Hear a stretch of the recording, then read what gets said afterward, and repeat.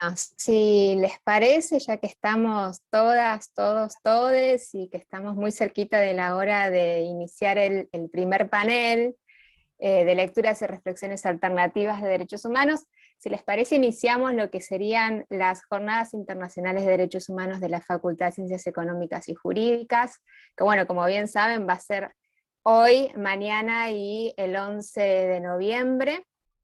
Y como también saben, asumo que se realizan estas jornadas de forma coetánea a la convocatoria de una nueva cohorte de la especialización en Derechos Humanos de la Facultad y también a la realización del programa de estudios de la especialización, y cuyo objetivo, ¿no?, de estas jornadas es presentar las producciones académicas sobre derechos humanos y establecer un espacio de diálogo y reflexión sobre temas y problemas, bueno, sobre la temática, y necesarios también en el contexto actual de transición post-pandémico, ¿no? A nivel mundial, regional y local. Bueno, sin más inicio, y como para darle la palabra a quienes son parte de nuestra facultad, y por supuesto que le van a dar inicio a estas jornadas, doy la palabra a Francisco Marul, el decano de nuestra facultad. Muchas gracias, Guadalupe. Bueno, buenas tardes, bienvenidos, bienvenidas. Es realmente una enorme satisfacción poder recibirlos en estas jornadas internacionales de derechos humanos. Como Guadalupe mencionaba, las jornadas fueron pensadas y me refiero particularmente al trabajo realizado por Lucía Colombato y Alejandro Medici, a quienes les agradezco el esfuerzo realizado como un espacio para permitir que se den a conocer, que se difunda el trabajo que se realiza en la especialización. Creo que claramente se ve en esta actividad que estamos iniciando el fruto de la articulación entre el posgrado y la investigación, ¿no? Creo que esto es sumamente importante, la actividad de posgrado, cómo potencia y cómo se vuelca hacia adentro de la facultad para potenciar la investigación. Eso es, creo, uno de los objetivos que perseguimos en nuestra facultad, así que celebro que podamos estar haciendo esta actividad. Y lo hago también celebrando contar con esta especialización en derechos humanos. Es sumamente importante para la facultad la aparición de esta carrera en la historia de la facultad desde el año 2012, acreditada en el 2013 por CONIAU y iniciando su primer corte en el 2014. Al mismo tiempo de la creación del Observatorio de Derechos Humanos y el programa académico de Derechos Humanos de la universidad, mostrando claramente un posicionamiento político institucional de nuestra facultad y de nuestra universidad en el contexto provincial, regional y nacional, lo cual a esta altura, luego de haber sido reacreditada en el 2018 por 6 años, el máximo posible, lo que también es un gran honor para todas y todos nosotros, mostrando cuáles son los objetivos que perseguimos desde la facultad. Así que bienvenidos, bienvenidas. Espero que podamos todos y todas aprovechar este espacio para escuchar a quienes son docentes de nuestra facultad, docentes de la especialización, graduados de la especialización e invitados nacionales y extranjeros que van a hacer que esta actividad sea realmente provechosa. Así que los dejo con Lucía, nuevamente saludándola, agradeciéndole por el trabajo realizado, y con Alejandro para culminar con la presentación de las jornadas. Bueno, muchas gracias, Francisco. La verdad es que también estoy muy feliz de que podamos estar realizando estas jornadas en el marco de la convocatoria a la próxima cohorte de la especialización en derechos humanos. Como todos sabemos, y lo muestra cotidianamente la dura realidad de Latinoamérica, la vigencia y la efectividad de los derechos humanos no se ha ganado de una vez y para siempre, continúa siendo un desafío para los y las operadoras del derecho, y la universidad pública tiene una obligación de abordar, de estudiar, de divulgar a toda la comunidad los contenidos, los alcances, las garantías implicadas, que no se limitan solamente a aspectos jurídicos, los que, como siempre dice Alejandro Medici, son imprescindibles, sino también involucran dimensiones políticas, económicas, sociales y culturales, ¿no? En este sentido, esta especialización, que ya se ha dictado durante 3 cohortes con carácter interdisciplinario, muestran el rol del sistema universitario en la construcción de espacios para generar una propuesta formativa acorde con las necesidades de nuestras democracias, y ya tiene una veintena de egresados y egresadas, que además no son solamente abogados y abogadas, sino profesionales de varias disciplinas, de las ciencias sociales, de las ciencias políticas, trabajadoras sociales, docentes, profesionales de distintas áreas de las ciencias económicas y jurídicas, también todavía no egresados, pero dentro de sus cursantes, profesionales de la psicología, de distintos ámbitos de la docencia media, es decir, de una múltiple variedad, digamos, de profesionales y con orígenes disciplinarios implicados e interesados en una formación sistemática, en la formación sistemática que brinda esta carrera de especialización.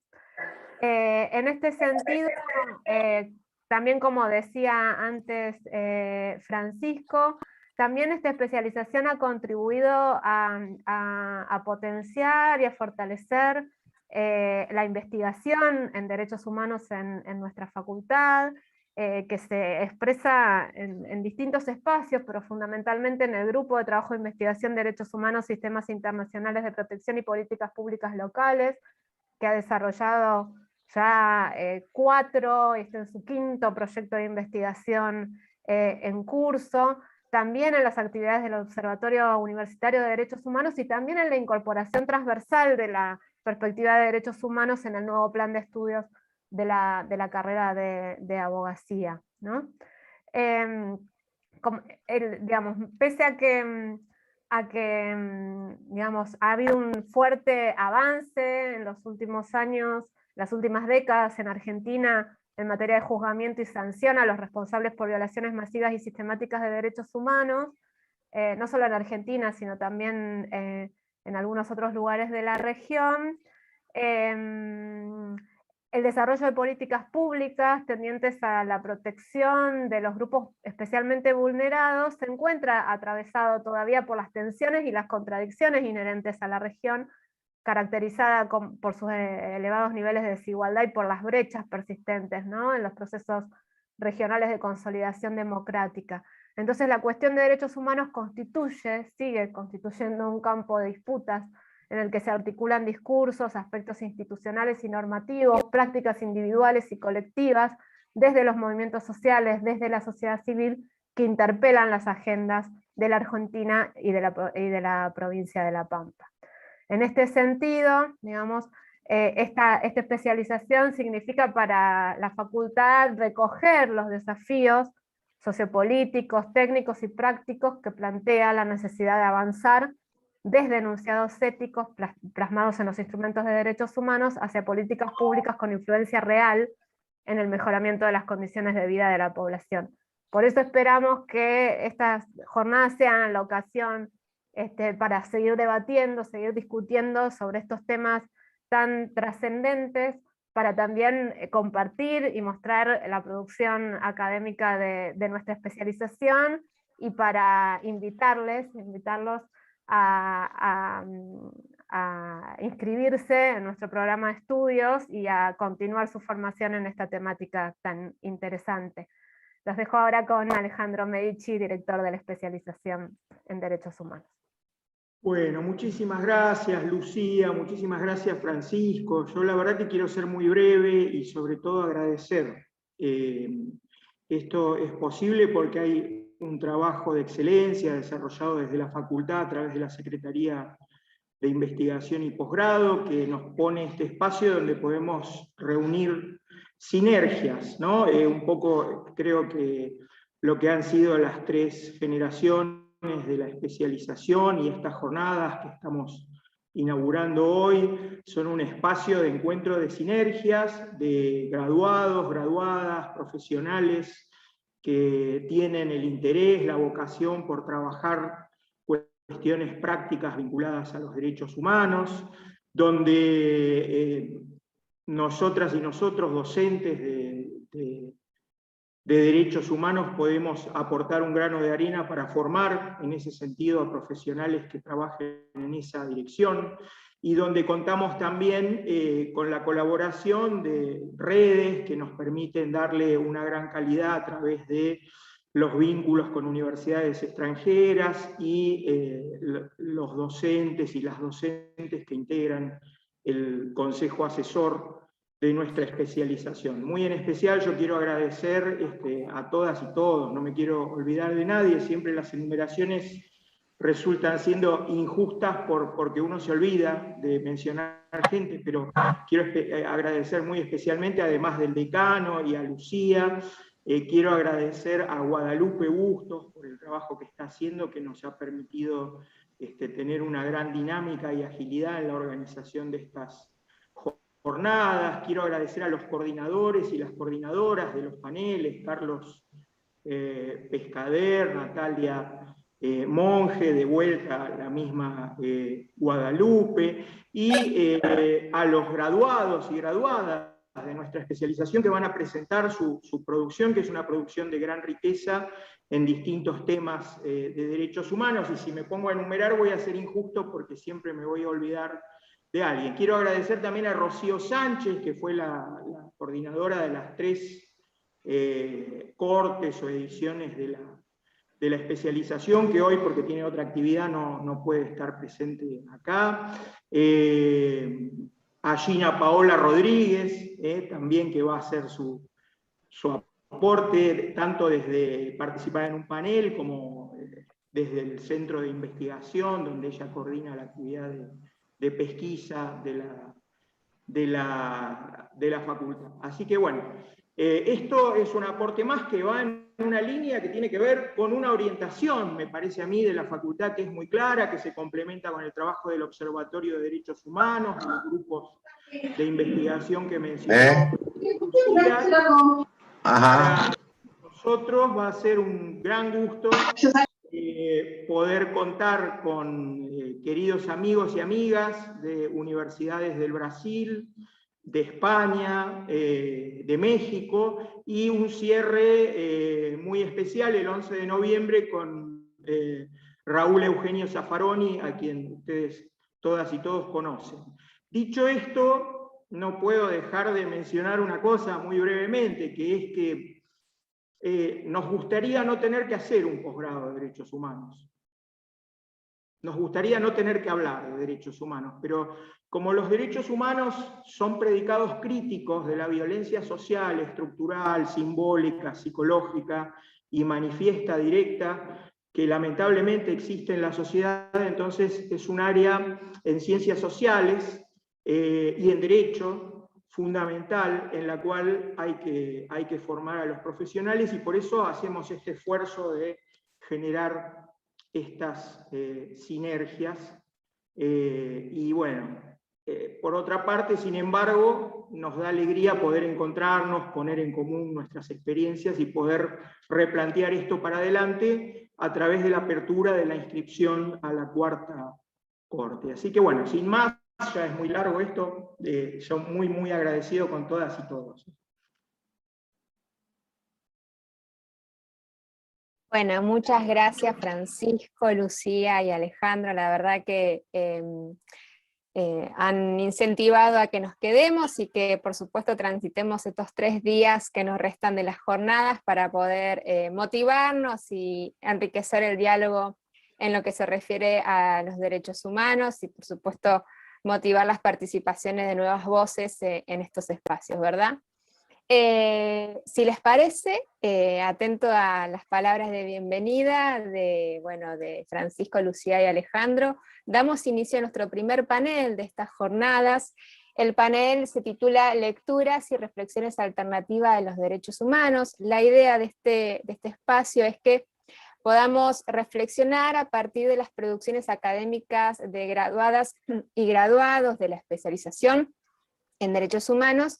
Y en este sentido vamos a escuchar a Rodrigo Torroba de la Universidad Nacional de La Pampa, a Natalia Monjes y a Esteban Torroba. Bueno, nos van a estar comentando sus producciones y particularmente sobre el final, si les parece. Hacemos un breve diálogo con preguntas y reflexiones finales en base a los temas que aborden las y los panelistas.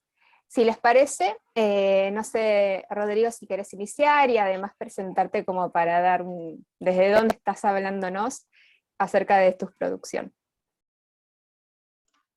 Bueno, buenas tardes a todos y todas. Gracias, Guada. Bueno, el trabajo básicamente de la especialización que yo intenté abordar es una cuestión central, digamos, un núcleo vinculado a los derechos humanos, que es el relativo a quién es el sujeto activo en materia de violaciones de derechos humanos. Es decir, quién viola los derechos humanos, por decirlo en términos más concretos, o quién puede ser llevado llevado ante la comunidad internacional para justamente poder analizar si hubo una violación a los derechos humanos, que se reconoce de forma bastante unánime o hegemónica, que es el Estado. ¿Verdad? Esta es una concepción que se ha denominado estatista, y que si bien es mayoritaria, hace ya algún tiempo, por realidades, por contextos y por situaciones específicas, se ha intentado ampliar este carácter de sujeto activo en materia de violaciones de derechos humanos hacia otros sujetos. El objetivo del trabajo era analizar esos contextos, analizar esas realidades y un poco también detectar qué intereses hay detrás de todo eso. Por una cuestión de tiempo, lo que yo voy a hacer en la exposición es analizar los antecedentes más remotos y más próximos que justifican esta concepción estatista de derechos humanos, y también simplemente enunciar algunos puntos a favor, o que se enumeran en general a favor de la concepción estatista, y otros que se enumeran en contra, o como críticos, con la intención de ampliar este carácter. Si analizamos lo que son los antecedentes históricos, básicamente tenemos que remitir un poco a lo que es la historia de Europa y del liberalismo, y remitir a concepciones iusnaturalistas, racionalistas, por decirlo de alguna forma, al contractualismo. Y no es que remitimos a esos conceptos o a esa tradición por entender que sea la única, ni la más valiosa, ni siquiera la más correcta a la hora de poder proteger y tutelar los derechos humanos, sino porque es la que más se invoca en general, y porque es la que resulta más similar a lo que son los conceptos receptados por los instrumentos internacionales de derechos humanos.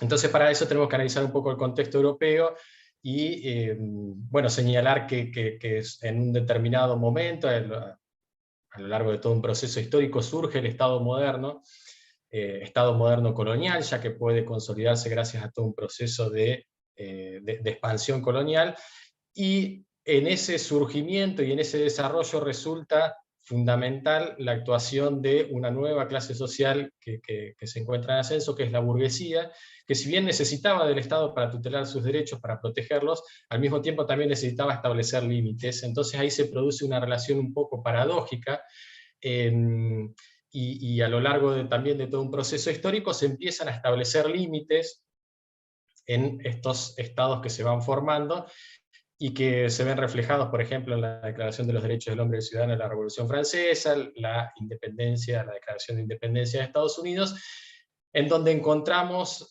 conceptos, o en los primeros artículos parecen bastante similares a lo que es, por ejemplo, los primeros artículos de la Declaración Universal de Derechos Humanos, donde se habla de derechos inherentes, derechos propios de la persona, donde se habla de cierta igualdad y universalidad, aunque obviamente hay que reconocer que esos derechos apuntaban solamente a una clase social, que es la burguesía, y excluía al resto de la población, mujeres, trabajadores, trabajadoras y pueblos colonizados. Pero en ese contexto sí resultaba razonable que las limitaciones se impongan al Estado, ¿verdad? Hacemos un salto temporal muy grande también por cuestiones de tiempo, si vamos a lo que es el documento fundante, por decirlo de alguna manera, del actual Sistema Internacional de Protección de Derechos Humanos, que es la Declaración de los Derechos del Hombre, la Declaración Universal de Derechos Humanos, hay un hecho histórico que es el desencadenante, por decirlo de alguna manera, que es la Segunda Guerra Mundial y las atrocidades cometidas por el régimen nazi. A partir de ahí, la comunidad internacional observa que este aspecto que es inherente al Estado, que es la idea de soberanía, que la encontramos en una faz interna y en una faz externa, de algún modo debía ser limitada ante determinados casos.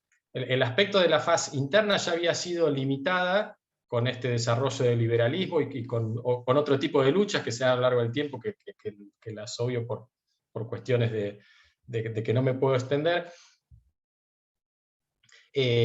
Por ejemplo, con los institutos, con los institutos jurídicos del Estado de Derecho, el constitucionalismo, pero en la fase externa no había sucedido lo mismo, es más, parecía que iba en un sentido contrario.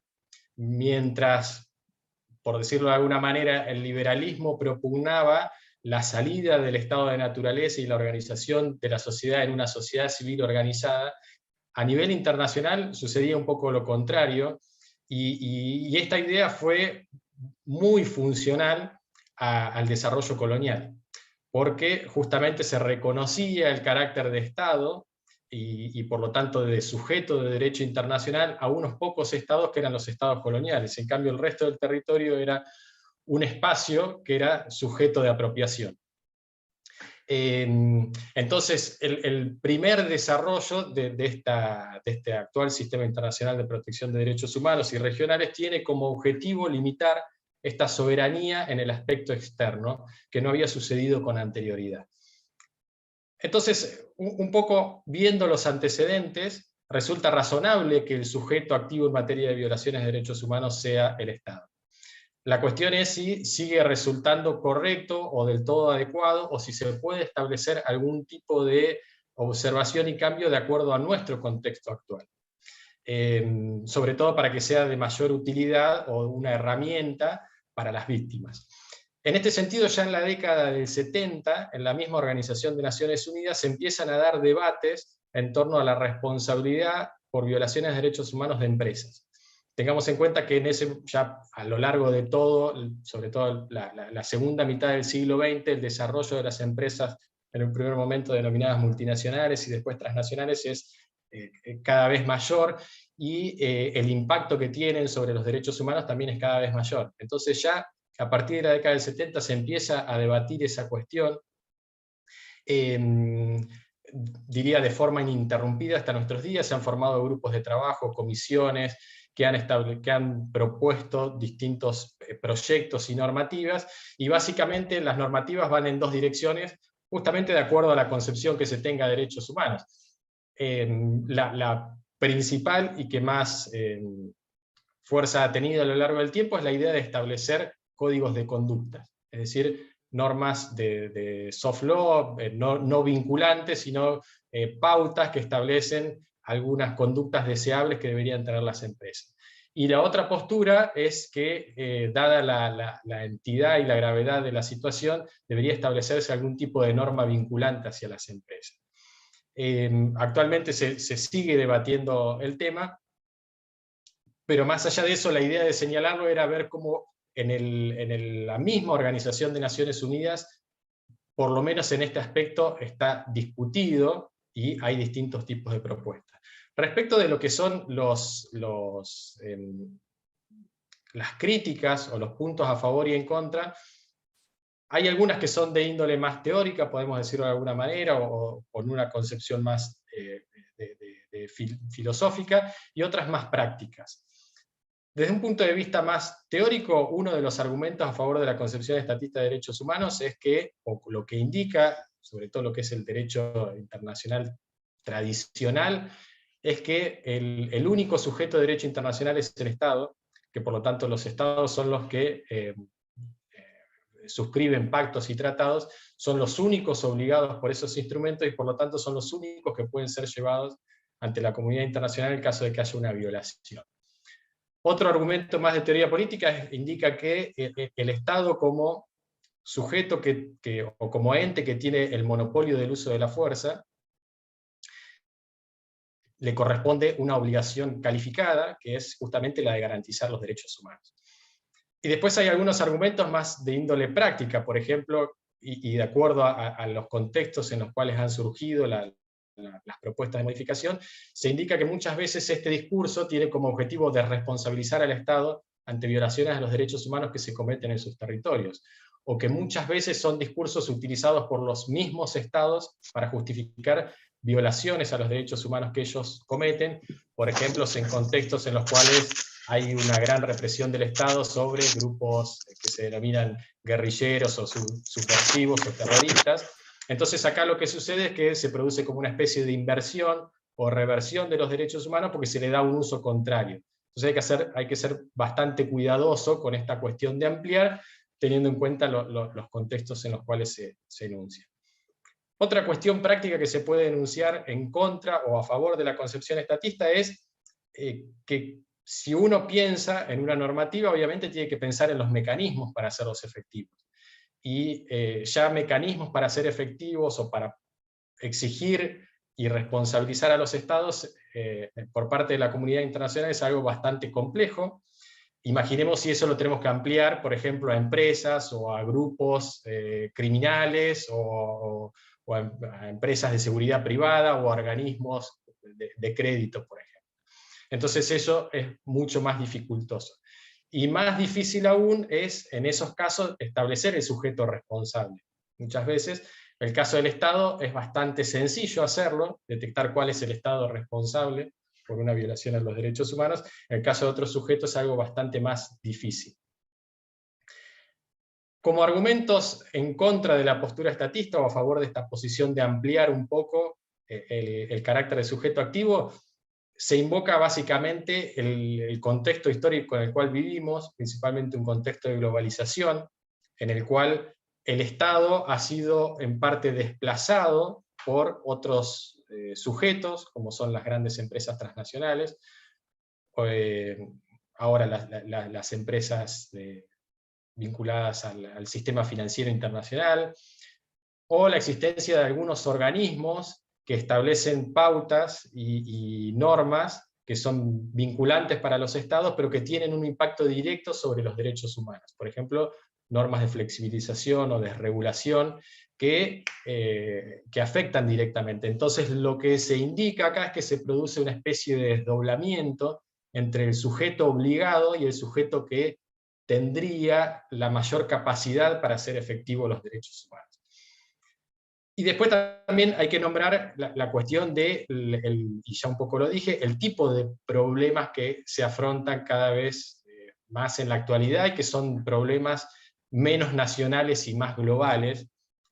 Hablé de la cuestión del sistema de créditos y cómo afectan los derechos humanos. Pensemos también en otro problema como es los problemas medioambientales, el cambio climático, que tienen o se generan en un ámbito que no es específicamente el del Estado, y de hecho los estados afectados y las poblaciones afectadas en general no son directamente los que más contribuyen a este problema, sino que son que los problemas se generan en otros espacios.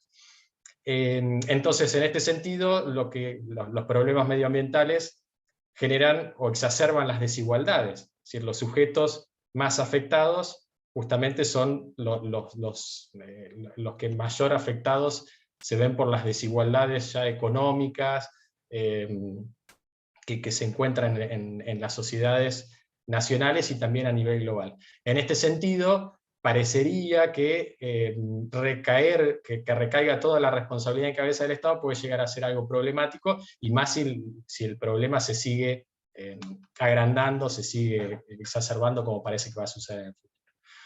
Un poco a modo de conclusión, y para no excederme en el tiempo, bueno, la idea del trabajo era poner en evidencia estos discursos, analizarlos. Yo no lo hice en la exposición, pero lo que analicé fue 3 casos concretos específicos, distintos, para ver cómo funcionaba esto en materia de derechos humanos, que fue la negociación de la deuda por parte de Grecia, con el Fondo Monetario Internacional, con lo que se denomina la Troika Europea, la existencia de un Estado fallido, o lo que se denomina un Estado fracturado, que es aquel que no tiene la posibilidad de garantizar derechos mínimos sobre la población, como es la situación de la República del Congo, con la incidencia de empresas extranjeras y de estados extranjeros, y después la regulación de lo que es el sistema de patentes de parte de la OMC, sobre todo en lo que es el derecho a la salud, que hoy por casualidad vuelve a estar en discusión y se debate bastante en este contexto de pandemia. Entonces, la idea era un poco poner en evidencia los contextos para analizar los discursos y por lo menos detectar en qué aspectos se puede llegar a generar algún avance, y esos avances qué tan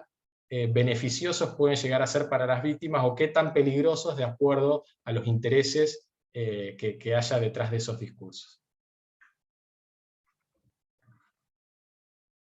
Es todo. Excelente, Rodri. Muchísimas gracias. Si les parece, le damos la palabra por unos 10-15 minutos, Nati, no sé si te parece bien, a Natalia Monge. Cualquier cosa me vas indicando si necesitan algo. Y bueno, aprovecho a comentar a las nuevas personas que se han ido sumando, que si tienen dudas, consultas, las pueden ir dejando por el chat. Y sobre el final de la presentación de Pepi, de Esteban, hacemos un espacio de diálogo entre todas y todos. Y de paso también aprovecho a comentarles que en un ratito les pongo en el chat los enlaces para participar del segundo panel, que está a cargo de la moderación y coordinación de Carlos Pescader. Así que bueno, Nati, te escuchamos. Bueno, buenas tardes para todos, para todas. En primer lugar, gracias a la facultad, especialmente a Alejandro y a Lu, por invitarme a participar de este espacio y estar presente en estas jornadas internacionales después de algún tiempo de egreso, ¿no? Siempre viene bien volver a charlar sobre estos temas. Bueno, en esta oportunidad Lu me había propuesto conversar con el resto de los participantes mi producción o el tema que yo abordé en el trabajo final de investigación allá por el año 2017, cuando terminé la especialización en derechos humanos. En este sentido, el tema que yo elegí trabajar se enmarca básicamente en la teoría de la interpretación jurisprudencial de la Corte Suprema de Justicia de la Nación, y específicamente, o hace especial hincapié en el derecho de propiedad y los casos más resonantes vinculados a este derecho y que fueron expuestos por la Corte Suprema de Justicia de la Nación en el periodo 2001 a 2004, todo ello en contraste con la postura que el mismo tribunal mantuvo con respecto a ese derecho durante los años 90, que fue el criterio que preponderó en esa época. De esta manera, enrolándome en una de las líneas de los derechos económicos, sociales y culturales, específicamente en el derecho de propiedad, reconocido en la Declaración Universal de los Derechos Humanos, en el artículo 17, y en la Declaración Americana de los Derechos y Deberes del Hombre en el ámbito de OEA, en el artículo 23. Por ahí, para organizar un poquito la exposición, yo lo que voy a hacer es, a fin de abordar cada fallo, contextualizar brevemente y rápidamente el contexto de nuestro país en esa época, para que posteriormente entendamos el pronunciamiento que tuvo la Corte Suprema de Justicia cuando le tocó intervenir, ¿sí? Recordemos que en el año 90, mientras estuvo como presidente de la Nación Menem, por decreto de necesidad y urgencia, específicamente el decreto número 36, el Poder Ejecutivo Nacional confiscó los ahorros de los depósitos a plazo fijo y a cambio entregó bonos externos o títulos de deuda pública que eran pagaderos a largo plazo.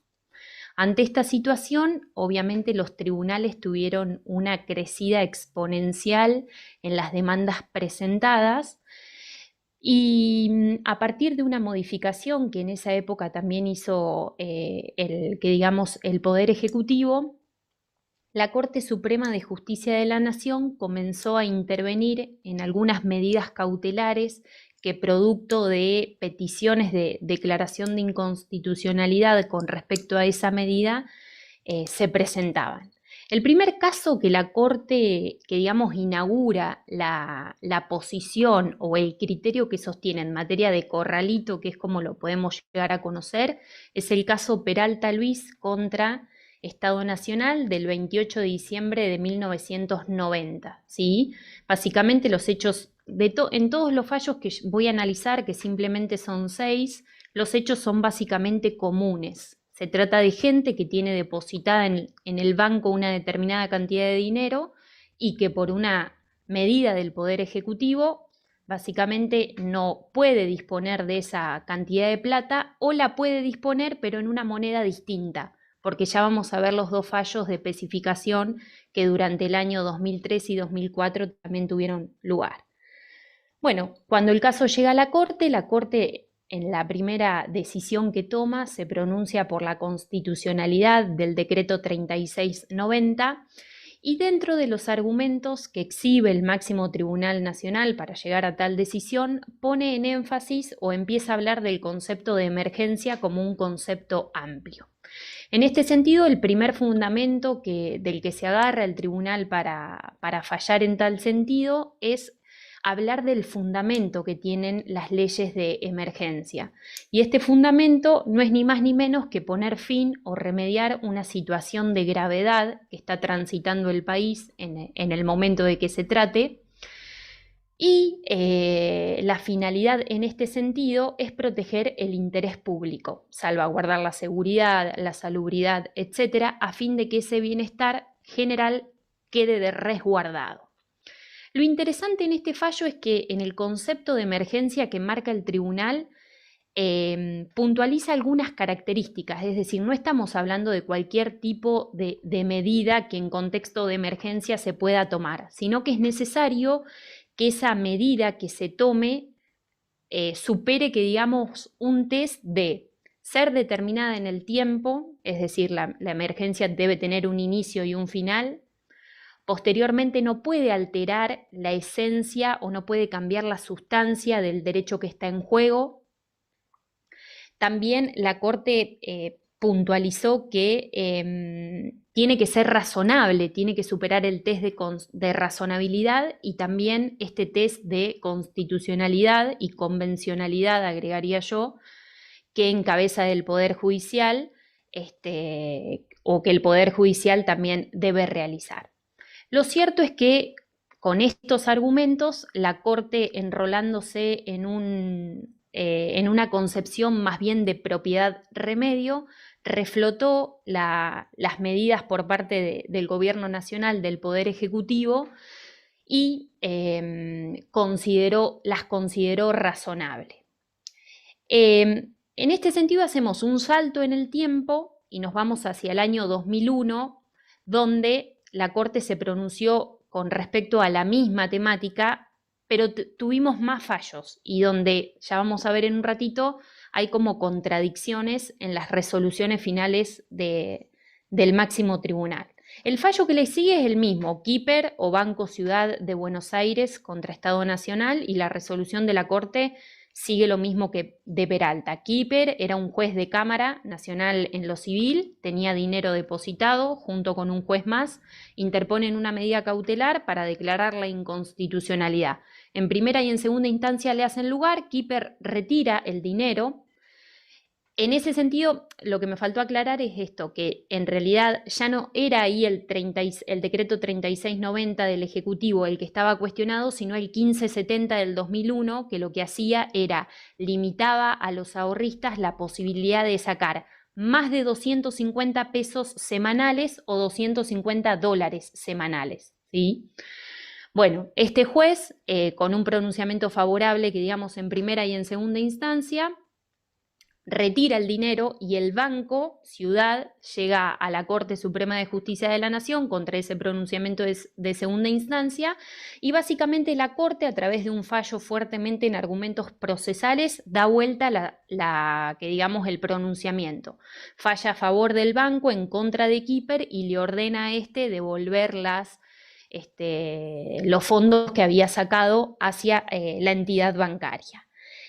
La Corte en este fallo no se pronuncia sobre el fondo del asunto, sino más bien lo que hace es un análisis enfocado en el derecho procesal y en las medidas cautelares, y simplemente lo que marca es que desde el punto de vista de la emergencia, como también concepto amplio, es que es un hecho extraordinario y que ante un hecho extraordinario la Corte, como tiene un poder del Estado, puede tomar las medidas que considere convenientes dentro de los cauces que el propio ordenamiento jurídico la habilita a tomar, ¿sí? Entonces, con eso no declara la constitucionalidad del decreto, pero deja entrever su posición al respecto.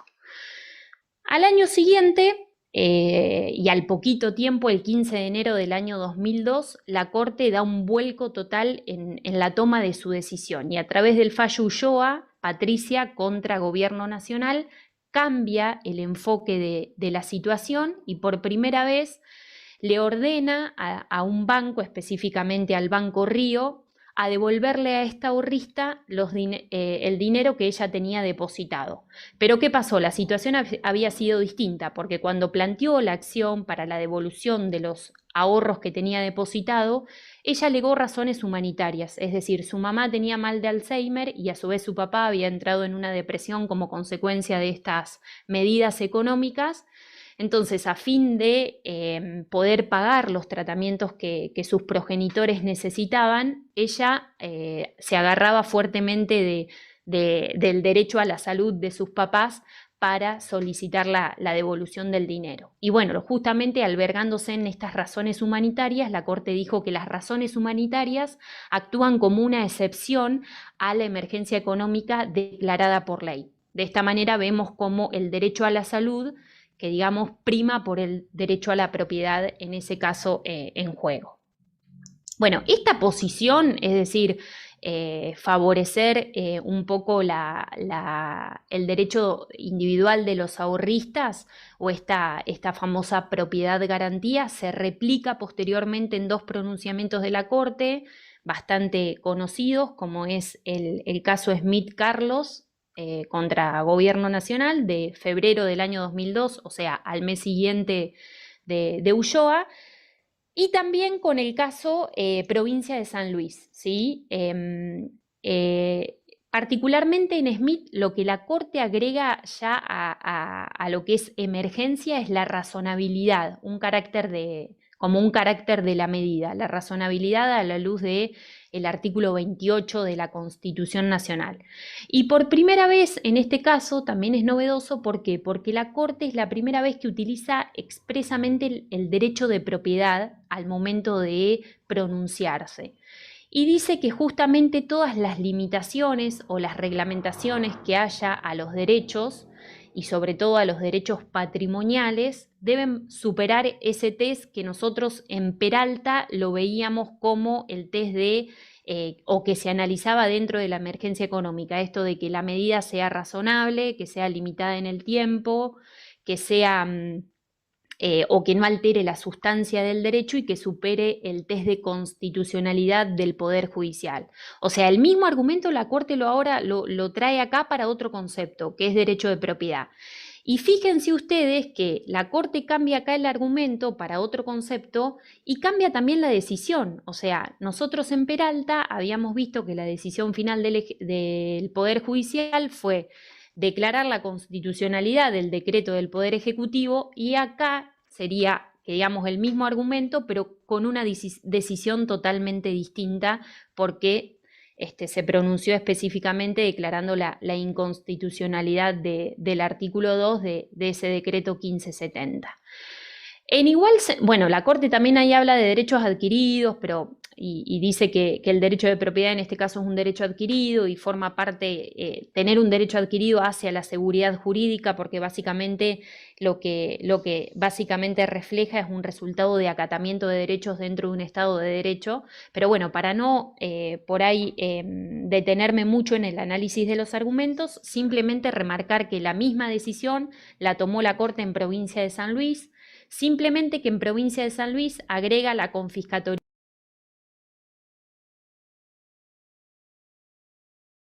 Perdón, me silencié sin querer.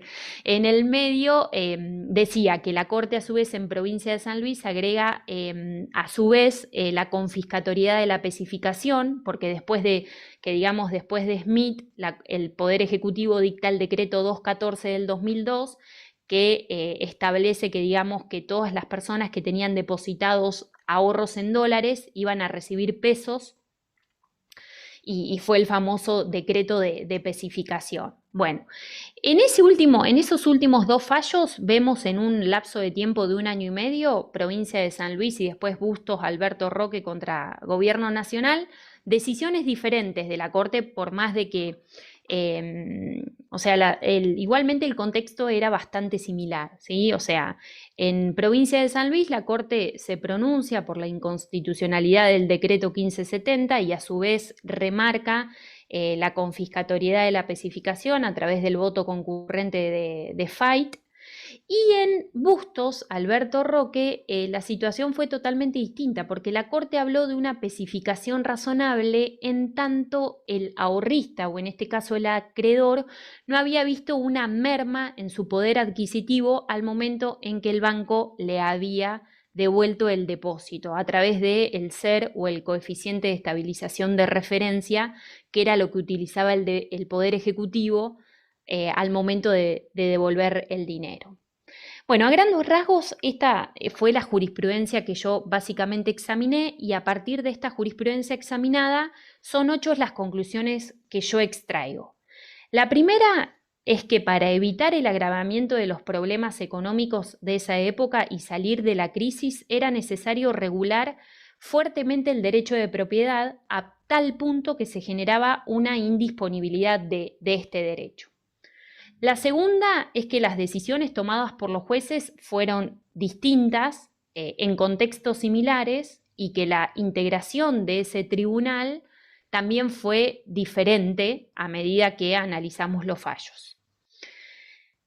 La que sigue es remarcar que el contexto económico de cada año parece haber influido en la decisión final del tribunal, y también remarcar que el tribunal, cuando tiene que hablar, supongamos, de emergencia económica, define el concepto en términos de gran vaguedad, es decir, ante conceptos totalmente indeterminados, aludiendo a situaciones de extrema gravedad, por ejemplo, sin precisar cuáles serían, por ejemplo, esas situaciones de extrema gravedad. Y las últimas dos son que la Corte hace una especie de zigzag interpretativo, sobre todo desde el 2001 al 2004, en un breve periodo de tiempo, donde en 3 fallos falla a favor del corralito y en 3 reflota el derecho individual de los ahorristas, ¿sí? Entonces, por ahí la conclusión que quería traerles es la siguiente, que esta función social de la propiedad aparece y se impone siempre ante las situaciones de emergencia económica que vive el país, y el derecho de propiedad de los ahorristas estaría primero solo en situaciones excepcionales, como por ejemplo las vinculadas a la salud o a los derechos de la salud de las personas o de los intereses de las personas que están en juego. Así que bueno, esto era un poco mi producción jurídica en el trabajo final de integración, y bueno, esta era un poco la idea de compartir algunas reflexiones y valoraciones al respecto. Así que bueno, muchas gracias. Gracias, Nati, a vos por la presentación, bueno, por las reflexiones. Nada, las y los invito nuevamente a que si tienen dudas o consultas las pueden ir dejando por el chat, si no, ya saben que sobre el final de la presentación de Esteban, Pepi, Abrimos un espacio de diálogo con los micrófonos y bueno, para aquellos que no puedan abrir el micrófono, también está el chat. Ahora sí, Esteban Torroba, todo tuyo el tiempo. Bueno, gracias Guadalupe. Tengo una consulta, ¿se puede compartir pantalla? ¿Yo tengo autorización? Sí, ya te hago anfitriona, así que Ok.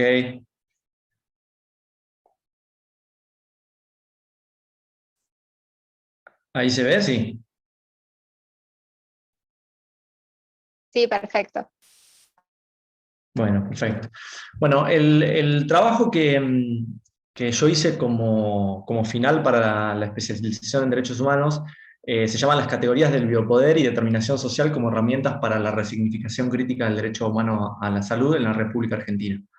Y bueno, el trabajo mío comienza con una frase de literatura, porque muchas veces el arte, y en particular la literatura, dan ideas a veces más lúcidas que tomos y tomos de saberes más técnicos y formales, y responde a una idea que va a estar traducida en todo el trabajo. Y esa obra es Planes para una fuga al Carmelo, que es un cuento fantástico de Adolfo Bioy Casares, y dice lo siguiente: cuando el hombre creyó que la felicidad dependía de Dios, mató por razones religiosas. Cuando creyó que la felicidad dependía de la forma de gobierno, mató por razones políticas. Después de sueños demasiado largos, verdaderas pesadillas, llegamos al periodo actual. El hombre despierta, descubre lo que siempre supo, que la felicidad depende de la salud, y se pone a matar por razones terapéuticas. Cuando ya nadie creía en los políticos, la medicina atrajo, apasionó al género humano con sus grandes descubrimientos. Es la religión y la política de nuestra época. ¿Sí? Yo acá les voy a dejar más o menos para que ustedes se orienten en el esquema de contenido, porque es un trabajo bastante largo, pero esencialmente tiene dos grandes bloques. Uno va a hablar de el biopoder, la salud pública y el derecho, y después va a haber un enfoque crítico al derecho humano a la salud, por lo menos conforme ha tenido desarrollo en el derecho internacional de los derechos humanos. ¿Sí? Esta idea que traduce la obra de Adolfo Bioy Casares, en realidad tiene que ver con una idea que se viene desarrollando ya hace algún tiempo, y que algunos autores, entre otros yo tomo a Michel Foucault, vienen exponiendo en obras de filosofía y también de derecho. En realidad esta idea consiste en que la salud como una manifestación de la política frente a la vida, incluso en sus aspectos jurídicos, se encuentra ampliamente atravesada y disputada por relaciones de poder. Y en esencia, la idea de conservación y expansión de la vida se encuentra en el centro de la configuración del poder, y ha permeado ampliamente las representaciones sociales y culturales, en las prácticas políticas y en los discursos jurídicos de legitimación. La vida, en esencia, ha pasado a estar invadida y gestionada por el poder, y se ha convertido en un sistema de análisis por y para el poder. Es un momento en que, bueno, se han derrumbado las distinciones tradicionales entre lo público y lo privado, y también se han agotado muchas fuentes de legitimación del poder estatal. Y en ese momento la vida misma se sitúa en el centro de los procedimientos políticos, y ya no es concebible otra política que la política frente a la vida. ¿Sí? Y esto también, si bien este es un trabajo viejo, con la pandemia hay relecturas para hacer al respecto. ¿Sí? Y la modernidad, a diferencia de otras épocas, ha hecho de la autoconservación del individuo el presupuesto de las restantes categorías políticas, desde la soberanía hasta la libertad. Y hacer de la voluntad de poder el impulso vital fundamental implica afirmar que la vida tiene una dimensión que es constitutivamente política, y que la política tiene como fin conservar y expandir la vida. ¿Sí? Y esta es la idea esencial de la cita que yo hice al inicio. Si ustedes advierten un poco el esquema de contenido de mi trabajo, yo primero tomo algunas ideas que se desprenden de la obra de Michel Foucault, esencialmente la de biopoder, que en realidad es un concepto que termina desarrollando en el último tiempo de su obra, ¿sí? Básicamente a partir de la segunda mitad de la década del 70, se puede leer en Vigilar y Castigar, o en los cursos del Collège de France que dio, principalmente Defender la Sociedad, que es 1976. Y, a ver, la idea del biopoder, si bien es un concepto que aparece de manera tardía, a Foucault le sirve para ordenar otros conceptos que ya venía trabajando y que había explotado a través de su metodología genealógica. ¿Sí? Entonces, por ejemplo, le sirve para unir algunas ideas que lo venía desarrollando, por ejemplo, cuando estudió la psiquiatría y estudió los mecanismos de segregación, después cuando estudió los hospitales, también los mecanismos que se tuvieron en cuenta más de tipo disciplinario, al igual que con el derecho penal, y más tarde cuando estudió el Estado, lo que llaman los mecanismos de gubernamentalidad, ¿sí? El biopoder, en esencia, como tecnología, implica algunos agenciamientos concretos o dispositivos, que son básicamente los que yo ahí incluyo, que son los de política anatómica, biopolítica y gubernamentalidad. Lo que yo hice con estas ideas metodológicas no es traspolarlas de manera irreflexiva y tosca al desarrollo del sistema de salud argentino, sino que lo que fui haciendo, si bien no se trata de un estudio histórico en sentido estricto, sí fui haciendo un recorrido histórico desde los antecedentes de la colonia hasta la actualidad, en donde intento hacer un rastreo de esas estelas de biopoder a los efectos de determinar cómo se fue formando el sistema de salud argentino y cómo llega a sus condiciones actuales, ¿sí? Por eso ahí lo que hago es un entrelazamiento, no tanto de los dispositivos que se llaman de política anatómica, porque esto tiene que ver más con lo disciplinario, pero sí con las cuestiones de biopolítica y gubernamentalidad, ¿sí? Entonces, en el esquema yo, por ejemplo, arranqué hablando de, digamos, lo divido en 3 periodos básicos, que son gubernamentalidad liberal, crisis de la gubernamentalidad liberal y la gubernamentalidad neoliberal, que son las que básicamente desarrolló Foucault. En la gubernamentalidad liberal trabajo biopolítica liberal clásica y las primeras influencias higienistas, y esto me permitió ver los antecedentes del sistema de salud argentino previos a la consolidación del Estado Nacional y las influencias que hubo del sistema español.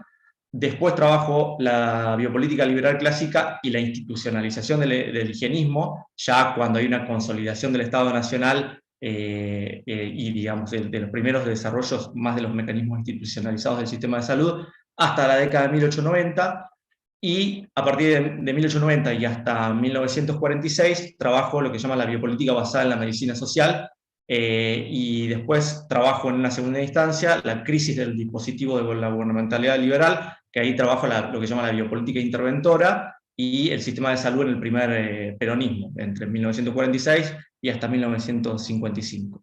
Después, digamos, hay un periodo de transición, que es el sistema de salud en el contexto de las rupturas institucionales, de 1955 a 1976, y después trabajo como tercer pilar la gubernamentalidad liberal, neoliberal, y ahí tengo la biopolítica del riesgo, que es el sistema de salud de 1976 a la actualidad, y termino haciendo una descripción de todas las características actuales del sistema de salud argentino, ¿sí? Para eso yo me valí de la metodología, como les decía, de Michel Foucault. Y después lo que hago es hacer una descripción sobre la naturaleza, los fundamentos, el reconocimiento, los elementos, el contenido normativo y cómo se ha desarrollado en el derecho internacional de los derechos humanos el derecho a la salud. Y lo que hago es un abordaje crítico de cómo ha sido ese desarrollo. Para eso me nutro de lo que se llama la teoría de la determinación social, que es una de las vertientes de la epidemiología crítica, que se desarrolla fundamentalmente en Latinoamérica a partir también de la segunda mitad de 1970. ¿Sí? Y bueno, todo esto lo que me permite hacer es sacar algunas conclusiones, y bueno, básicamente en el caso argentino las estelas de biopoder atraviesan toda la evolución del sistema de salud y definen su actual configuración. Primero, es eminentemente fragmentario como consecuencia de la organización federal del país, de los impulsos estatales de desconcentración territorial, esencialmente los que se detectan a partir de la década de 1990, y por la disputa también de poderes privados. Predominan la falta de igualdad, de equidad y de universalidad, y ante todo por la primacía de intereses grupales sectorizados o basados en la capacidad económica individual, y se advierte también una falta de intervención estatal para revertirla. También resulta poco eficiente en relación a los recursos públicos insumidos, y esto porque en la Argentina, a diferencia de otros países latinoamericanos, el gasto público en materia de salud es mucho más elevado, pero la fragmentación hace que los consumos de los recursos públicos no sean necesariamente eficientes, ¿sí? Y hay un avance y una tendencia creciente a la privatización, lo cual es sumamente preocupante. En lo que respecta al discurso jurídico de legitimación, el derecho humano a la salud fue concebido en principio como un derecho social de cumplimiento progresivo, y así está establecido en los principales instrumentos internacionales de derechos humanos. Y si bien esta cuestión, a partir del reforzamiento de las ideas de universalidad, interdependencia e indivisibilidad de los derechos humanos, parece haber quedado superada desde el punto de vista discursivo, en forma más reciente aparecen una serie de fenómenos en un contexto que ponen en duda que esto en la práctica sea de este modo, ¿sí? En forma más reciente nosotros vamos a encontrar que hay obstáculos adicionales respecto al goce y ejercicio efectivo del derecho a la salud. Principalmente se vinculan con el sistema de globalización económico y neoliberal y tecnológico, la expansión de la pobreza y las desigualdades sociales, la aparición en escena de grandes empresas farmacéuticas y otros actores económicos y financieros internacionales que lo que hacen es acentuar la mercantilización de los bienes y los servicios de salud. Hay una fuerte regresión del Estado en la participación en los problemas sociales, hay incrementos notables en el deterioro del daño al medio ambiente, y bueno, también está esta cuestión del aumento de los flujos migratorios desde países excluidos y relegados por el sistema capitalista. Y todo esto hace que las ideas tradicionales que se tuvieron sobre el derecho a la salud requieran de una visión crítica que tenga, digamos, que se aleje un poco de una mirada positivista, normativista y resarcitoria, porque eso no logra la protección del derecho a la salud en condiciones de igualdad y universalidad. En este sentido, la teoría de la determinación social tiene mucha utilidad para trabajar esta situación de manera dialéctica e histórica, en respuesta por ahí al reduccionismo empírico que tiene esta visión tradicional del derecho a la salud, ¿sí? Así que bueno, esta es más o menos mi idea, que lleva como conclusión general a la idea de asumir a la salud como un bien colectivo, lo que implica dejar de concebirlo como una mercancía o como un bien de consumo individual, y entenderla efectivamente como un logro social. Y eso implica, por una parte, jerarquizar y redimensionar el concepto de salud y construir una ciudadanía participativa involucrada en la protección a través de la elaboración de políticas públicas, y por la otra, a redefinir el papel del Estado como forma de recuperar la salud del libre juego de la oferta y la demanda, y trasladarlo al plano del bien común, ¿sí? que es la realidad que nosotros tenemos actualmente en nuestro país. Así que bueno, nada más. Esa es la síntesis de mi trabajo. Excelente, Esteban, muchas gracias. Bueno, nuevamente gracias a Rodrigo, a Natalia y a Esteban por los aportes que fueron realizando en este panel inicial de las Jornadas Internacionales de Derechos Humanos. Si les parece bien, abrimos un espacio de intercambio, de diálogo, habiliten los micrófonos tranquilamente y le hacemos preguntas o bueno, comentarios a las presentaciones que fueron haciendo Rodrigo, Esteban y Natalia. Así que los escuchamos o las leo o los leo.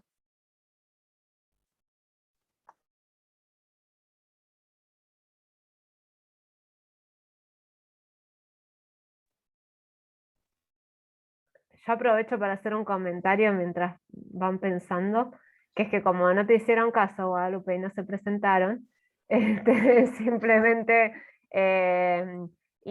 señalar que tanto Esteban Torroba, Rodrigo Torroba y Natalia, como Natalia Monge, son egresados y egresadas del grado de la Facultad de Ciencias Económicas y Jurídicas, luego de esta especialización en derechos humanos, y además integrantes del grupo de trabajo de investigación que les mencionaba hoy al inicio, y además integrantes del cuerpo académico de la carrera de abogacía de nuestra facultad, digamos, como para subrayar el impacto que esta formación ha tenido, porque todos ellos integran distintas cátedras en Introducción al Derecho, en Derecho Político, en Filosofía del Derecho, en Derecho Internacional Público y Sistemas Internacionales de Protección de los Derechos Humanos, en Derecho Internacional Privado, en la clínica de litigio de interés público, digamos.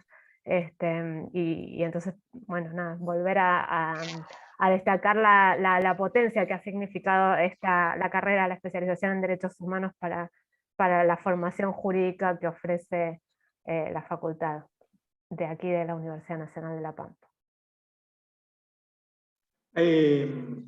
No, yo felicitarles y agradecerles, porque realmente 3 exposiciones y 3 temas fundamentales, que además no son, digamos, los temas usuales que en el área de derechos humanos uno ve en los distintos posgrados, sobre todo los posgrados que son muy sesgados a una formación solamente jurídica. Yo quisiera resaltar que hay como nexos en común que tienen que ver también con este espacio que se ha podido generar de intercambio de virtudes y de dones en esta especialización, que es que implícitamente los 3 trabajos referencian el derecho de los derechos humanos en bienes sociales que son bienes relacionales y que son objeto de disputa.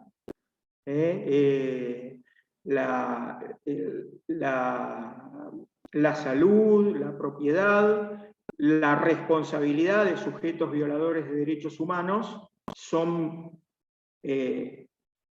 construcciones que están en disputa y que requieren desde una perspectiva de derechos humanos una mirada crítica.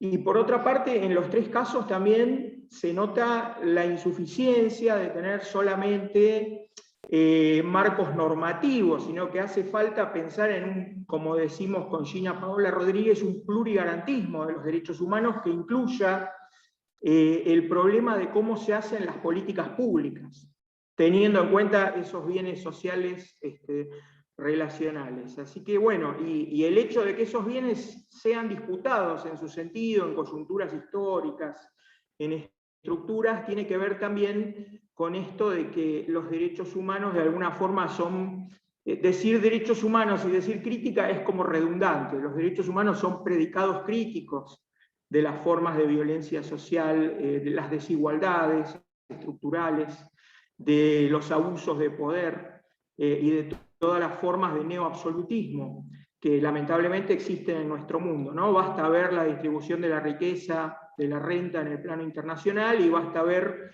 los niveles de pobreza y de indigencia en nuestro país, sobre todo teniendo en cuenta la feminización de la pobreza y la situación de las infancias y adolescencias. Así que bueno, yo creo que los 3 trabajos marcan esa idea, ¿no?, de un trabajo interdisciplinario, de un trabajo que de ninguna forma, sin poner en un segundo plano la importancia del momento jurídico institucional, también completa, complementa, agrega, con la necesidad de interdisciplinariedad y de tener en cuenta los marcos de las políticas públicas. Perdón por más que un comentario, pero muy, muy agradecido con ustedes. No, me parece más que pertinente, Ale, el comentario, igual que Lucía, las presentaciones que bueno, completó las presentaciones de Natalia, Esteban y Rodrigo. Tenemos manos levantadas, así que le damos la palabra a Paola, Gina Paola, para hacer el comentario, la reflexión o la pregunta que tenga. Adelante. Perdón, Alejandro Ocio tenía la mano levantada antes, pero yo voy a hacer uso de una política afirmativa de género y me voy a adelantar. Bueno, estoy muy complacida de verlas y de verlos. Ustedes saben que yo soy nueva en la ULPAN, bueno, nueva de hace 3 años, pero me pone muy contenta vernos acá reunidas y reunidos. Y mis preguntas siempre tienen que ver con seguirlos conociendo, son preguntas de chusmerío. Y tienen que ver con cuáles son sus intereses de investigación actuales. Lo que nos expusieron fueron sus trabajos finales de especialización. Quisiera saber si estas líneas se mantienen al día de hoy, si hay nuevos derroteros, si cambiaron de temas. Bueno, eso, chusmerío. Y un gusto escucharlos. ¿Quién quiere responder a alguien? Pepi, Rodri. Bueno, yo particularmente acabo de terminar de cursar la maestría en Derecho Civil y voy a seguir trabajando justamente con derecho de propiedad, más de por ahí desde el lado del derecho de los contratos y desde el lado del derecho privado, Pero la idea ahora es pensar por qué el derecho de propiedad es tan como volátil o ha sufrido tantas modificaciones en la jurisprudencia de la Corte en un periodo de tiempo determinado. eh, y ver un poco esto de, ¿hay derechos más importantes que otros? Y si los hay, cuando le toca al derecho de propiedad estar, que digamos, en juego, ¿qué lugar tiene, por ejemplo, y por qué ese lugar?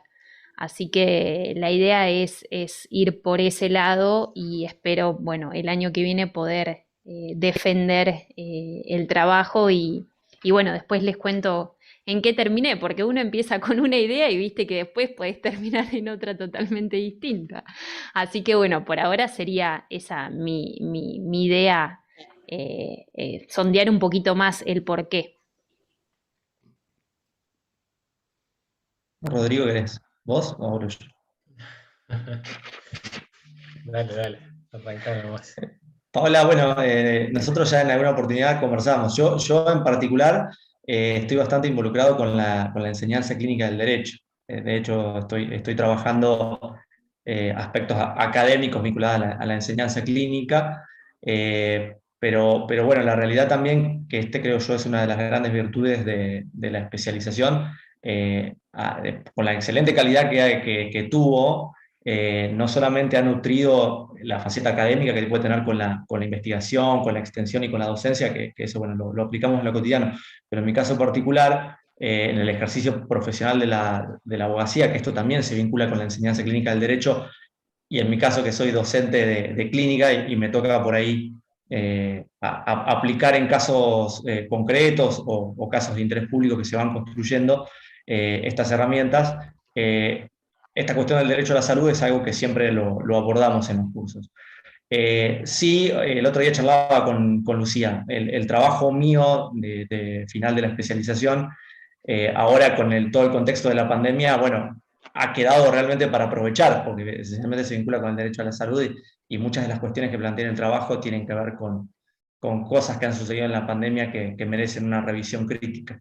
Así que, bueno, donde encuentre tiempo, pienso avanzar en algo más. Yo la otra línea de trabajo e investigación que sigo tiene que ver con niñez y adolescencia, que ahí en general hago algunos trabajos con Cecilia Bertolé. Pero bueno, este tema del derecho a la salud me gustaría explotarlo porque además en el ejercicio profesional lo trabajo bastante. Entonces es algo que todo el tiempo lo aplico en la realidad cotidiana. Bien, Gina, no, y en mi caso... Y espere que digo algo, que Rodrigo además, porque se oculta ahí y no dice, y queda sin decir, obviamente ha sido, claro, saben todos ustedes, secretario de Extensión de la facultad y es el actual secretario académico, porque me faltó decir eso en la presentación porque lo di por hecho, pero como veo que hay gente que no conozco, tal vez no lo sepa. No, bueno, justamente a eso apuntaba por ahí. Yo, si bien he continuado estudiando, formándome, ahora estoy con una maestría en filosofía, lo que son líneas de investigación las dejé un poco en stand-by como consecuencia de los cargos de gestión, que insumen no solamente tiempo, sino que te absorben, entonces es bastante difícil después lo que es el momento productivo, por decirlo de alguna manera, porque eso necesita de estar bien enfocado. Sin embargo, hay algunos aspectos del trabajo que me hubiese gustado seguir desarrollando después, y que también tienen mucha actualidad, que por ahí es vinculado a derechos humanos, obviamente, pero también a filosofía política. Pero bueno, ya recuperaré el momento, digamos, para seguir. Espero que sea pronto. Bueno, gracias por las preguntas y por Natalia, Rodri y Esteban y Lu, también por sumarse bueno, a la pregunta que nos hizo Gina Paola. Alejandro tiene la mano levantada, así que todo tuyo el tiempo, Ale, como para hacer el comentario de la pregunta. Bueno, buenas tardes, ¿qué tal? Encantado de la acción positiva de género y por supuesto de escuchar a tres personas que admiro, con las que comparto algunas cosas y que quiero mucho también de nuestro ámbito.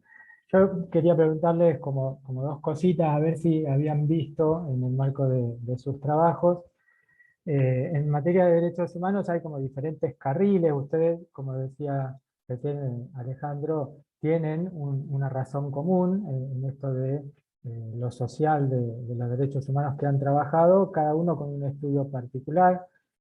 Y yo quería preguntarle si en el carril de la debida diligencia para la preservación y para la no violación, incluso para la detección de la violación de derechos humanos, habían podido trabajar algo en el caso de Esteban en la lógica de Foucault, en el caso de Rodrigo respecto de la... hay una interferencia. En el caso de Rodrigo, en una conceptualización un poco debatida hoy, la modernidad tardía latinoamericana, o como dice Zaffaroni, en la fase actual del colonialismo, y en el caso de Natalia, en la jurisprudencia de la Corte, ¿no? Cómo se desarrollan estos conceptos.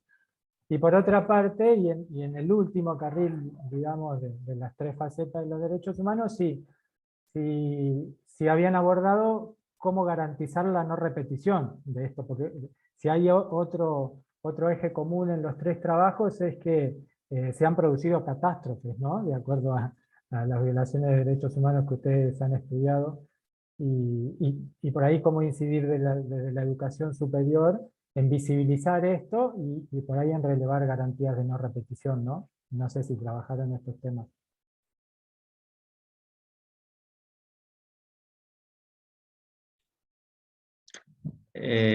Bueno, respondo yo, Ale.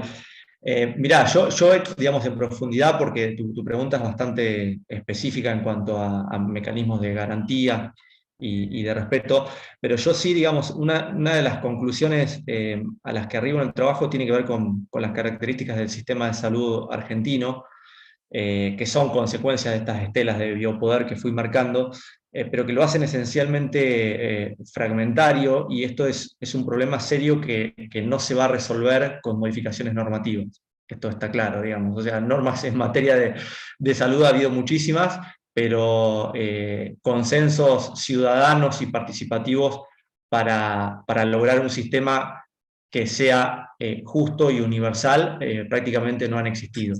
Y la realidad es que hoy tenemos un sistema de salud que tiene una faceta pública, una faceta marcada por el sistema que conocemos como de obras sociales, y un tercer pilar que es esencialmente privado. Y en realidad cada uno pareciera que lucha de manera aislada por sus propios intereses, y al medio quedan las personas que necesitan de la protección de su derecho a la salud. Entonces, bueno, pensar hoy en la Argentina cómo lograr un mejor sistema tiene que ver necesariamente con consensos ciudadanos y con participación democrática. Es la única manera, porque de lo contrario vamos a seguir poniendo parches a un sistema que, si no está basado en la solidaridad, difícilmente logre resultados. Hay en nivel comparado de otros países, digamos, está el sistema tradicional de Beveridge, que digamos, en Inglaterra se centralizaba más en la cuestión de una idea de seguro universal, y el polo opuesto es el propuesto por Bismarck en Alemania, que apuntaba más a una idea de aportes por sectores en función de los ingresos. Bueno, después hay híbridos, y el de Argentina es uno de los casos más llamativos por su naturaleza fragmentaria.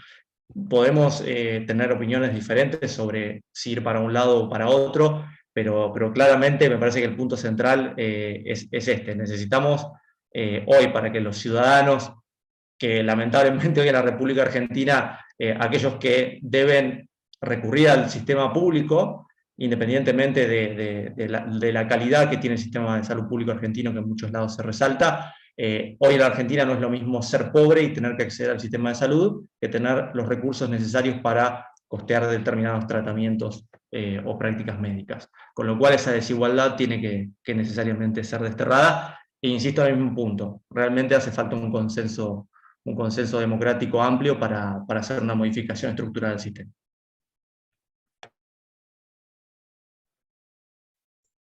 En función de esta Sí. pregunta de Alejandro, pensaba, perdón, Toto, solo No, dale, una Lucía. postilla, que es que Dale. pensemos que sobre esta cuestión del sistema de salud, es tan trascendente los intereses que se cruzan, digamos, y que Esteban mencionó también, pero que también tienen que ver con tu trabajo, Rodrigo, y pensaba, bueno, en Ivana Barneix, que están aquí, en el propio Alejandro Ocio, que lo hemos visto en el juicio de la subzona 14, digamos, ¿no? Las declaraciones de los profesionales de la salud que integraban el sistema pampeano y las persecuciones que sufrieron en el marco de la dictadura, justamente por hacer una propuesta de un sistema solidario de salud comunitaria, de atención primaria, digamos, con una perspectiva territorial y bueno, y las características que sabemos y el costo que tuvo ese Sí. intento, ¿no? Yo justo leí las declaraciones de Taborda, del pediatra.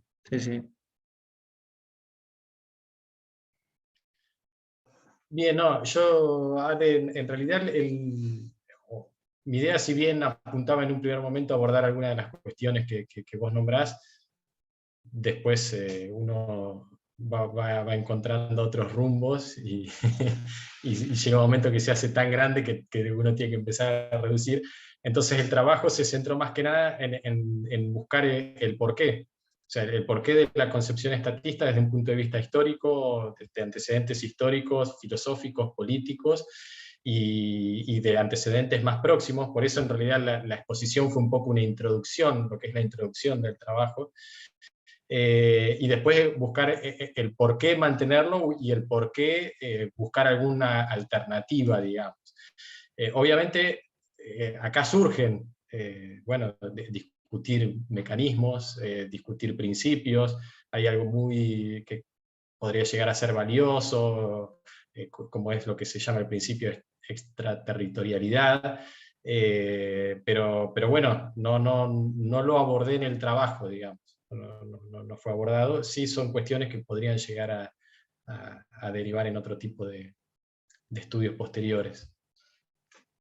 Claro, yo en mi caso particular, por ahí se destaca así alguna idea muy por arriba, por ahí de un respeto a las competencias constitucionales y a las herramientas previstas para hacer una modificación o para poner en el campo de acción distintas medidas, pero no fue un punto que digamos sobre el que trabajé o me centré específicamente. La idea es, ahora en este estudio de posgrado, indagar un poco el tipo de política pública que ha tomado el Estado con respecto al derecho de propiedad y en base a eso, bueno, proponer alguna alternativa o alguna, que digamos, propuesta de trabajo para evitar estas violaciones, ¿no? Es como la idea media incipiente ahí en el trabajo, me parece que podría dar para trabajar aún más, pero bueno, tengo que por ahí investigar también un poco más el tratamiento que nuestro Estado como política de Estado ha hecho de este derecho.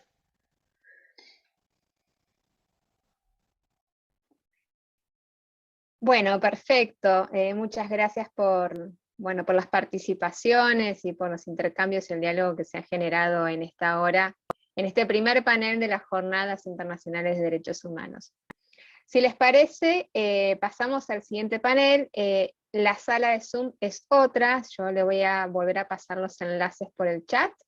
Allí va a estar moderando los va a estar esperando Carlos Pescader para el inicio y para el comienzo de su panel. Bueno, si quieren les digo quiénes van a estar Nicolás Olivares, Eduardo Aguirre, Larisa Ramisa, y bueno, Gina Paola Rodríguez, que estaba hasta hace un rato con nosotros. Sin más, les agradezco a todas, a todos, a todes, particularmente a Natalia, Esteban y Rodrigo, muchas gracias. Y bueno, nos vemos en el próximo panel y ya les paso el enlace. Gracias. Gracias a ustedes y A ustedes. que tengan buenas tardes.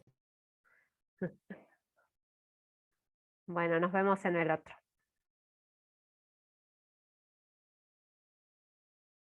Muchas gracias, hasta luego. Nos vamos al otro panel.